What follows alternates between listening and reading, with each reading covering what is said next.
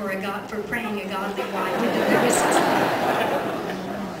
Chance and Asher, Papa loves you. Everyone wanted to know what the initials stood for on the gate to the entrance to his pastor. It's right there somewhere.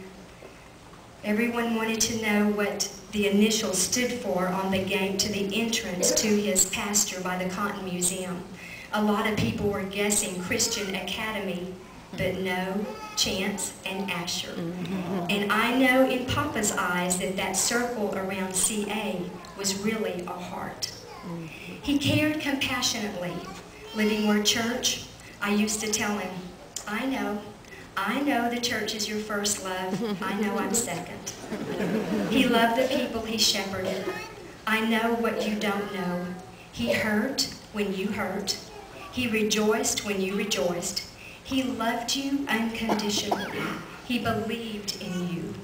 And he wanted so desperately for every one of you to make it to heaven. You have heard him say often that someday he would have to stand and give an account for every one of you. And oh, he wanted so much to do it with joy. He esteemed tremendously City of Greenville, Hunt County, Texas. Scott McManus loved you. He enjoyed being associated with the fine men on the airport board. Not only did he have a vision for his church, but he had a vision for his city, and he wanted it to grow and prosper. Many of you in Greenville he considered as much a part of our church as our regular members. You helped him realize his dream of building a church on Division Street. Not only did he respect the men and leadership of our city, but he respected and esteemed every waiter and waitress in every restaurant in this city. I think he had been to them all. A while back, we were visiting with some people that asked us where we like to eat. You know me, trying to make a good impression. I was thinking Red Lobster or Olive Garden. And he told them, I like to eat tacos at the service station.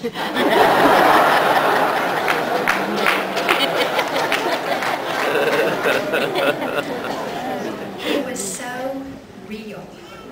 He didn't care what anybody thought of him. He was gonna be himself.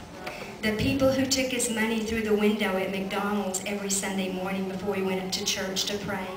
Our Whataburger, no telling what time of night. You were his friends. He loved to go to Super Buffet because the food is good, but he also knew that Jack and Helen never charged him. They brought him a ticket like they did all their other customers, but when he got up to the counter, they would always smile and say, no, no, no. The people he brought his gas from, the ones who changed his tires and his oil, the sweet, sweet lady who cut his hair and the family at the dry cleaners, the men who washed his truck, and those that helped him with his cows. He cared about you. He loved the city of Greenville. Brother Anthony, because of the times this year, it's a ministers' gathering in Alexandria that we always love to go to. You preached a sermon, No Regrets. It wasn't really the most dynamic sermon that you have ever preached, but it was.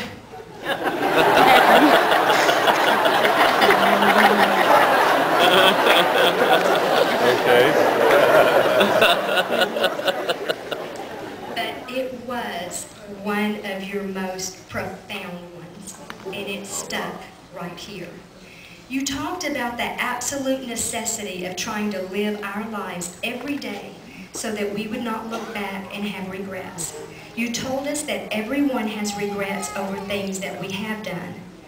But then you also admonished us to be aware of the regrets we have because of the things we have not done.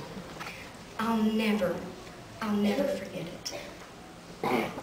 I've been more aware this year than ever before because of the sermon you preached.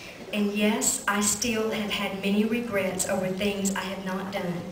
Too busy, I'll do it tomorrow. Procrastinate, next week. I won't do it good enough, so I won't do it at all. I don't know how to do it, so I won't even try. They're busy, I'm busy, not enough money, not enough time, too far away. I've been guilty of them all. But I have been more aware of not wanting to live my life with regrets at the end of it. It's never too late to start afresh. Scott would not want any of you to have any regrets today. And if by chance they are there, it's never too late to start afresh. Scott McManus didn't live his life with very many regrets. He lived each day to the fullest, doing what he felt God wanted him to do. I asked him one time, if you could live your life over, what would you change? And he said matter-of-factly, nothing. I've done everything I wanted to do and everything I think God wants me to do, and that was that. You perhaps have heard it said that it's not the dates on the ends of the tombstone that's important, but it's the dash in the middle. Some dashes are long, and some dashes are short. Scott's dash was shorter than some of ours, but I promise you he had more packed into his dash than some of us could even think about.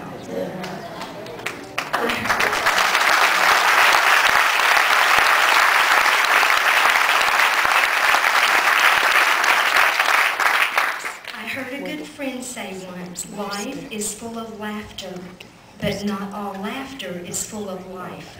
Scott